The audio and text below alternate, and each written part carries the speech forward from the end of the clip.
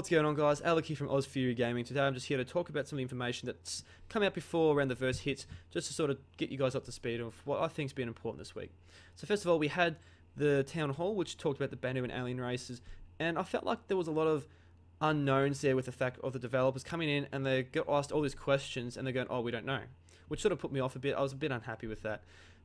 Second thing was, I was happy to see that Disco Lander came through about the merchantman, giving us some details about it, saying that it's actually going to be growing to about 155 meters long, similar to the Polaris. And also, too, they confirmed that the Banu Defender is going to be getting some rework in regards to the way you look around with the cockpit and everything like that. So don't be worried if you bought one. And also, I apologize for the 720p quality, but that's all YouTube would output for me. But what was of high quality though, guys, was the questions that were in Spectrum. And this week there was a really good one to the Ask Devs, which was about cargo hauling. And basically they wanted to ask, if you've got, say, your cargo in your hold of your Starfarer and you want to take small cargo in the hallway or put in your captain's cabin, can you do this?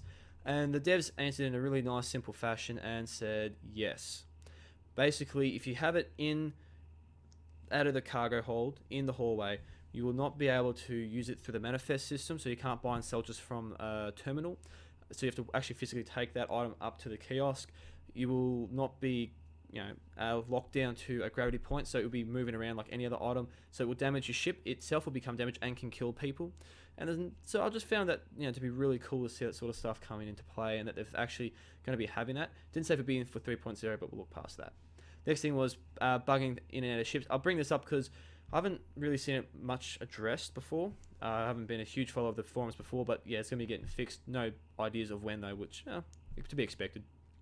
Last but not least was that talk about object container setup. Object container setup is basically how the game items get transferred in and out of the game through such a system. Instead of prefabs, it will be brought in through a custom setup, which is really why 3.0 has taken a long time to get done, because of the mega map as well. It basically speeds up the whole content of the game, guys. So I thought that was just important to put out there for people who are wondering why this game was taking so long to get developed. This is one of the things why.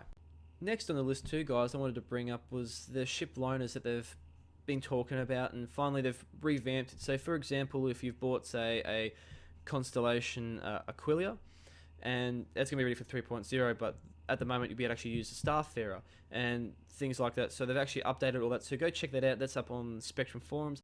And another thing I wanted to talk about too, guys, was mate and I got a Starfarer Gemini and thought we'd see what would happen if a landed Cutlass got hit by its missile pod. So we'll show that now, and let's hope you guys enjoy the content. Leave a like and subscribe, and hope to catch you guys around the verse. Toodaloo.